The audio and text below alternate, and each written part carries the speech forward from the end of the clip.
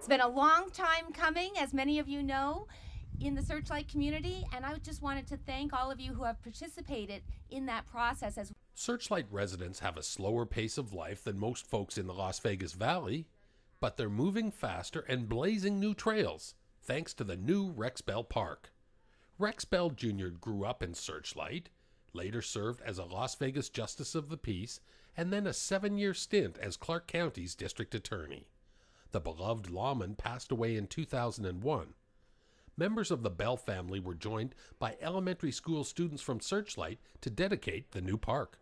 We wanted a trail that would not only show off our area, but also show our history of petroglyphs and show our history of the people that were once here and made this town what it is today.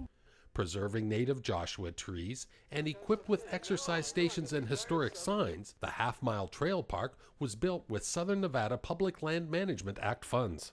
Well, it's important because they actually have a place to come out to and actually see the area, be kind of alone with their thoughts and things like that. So it's a good place.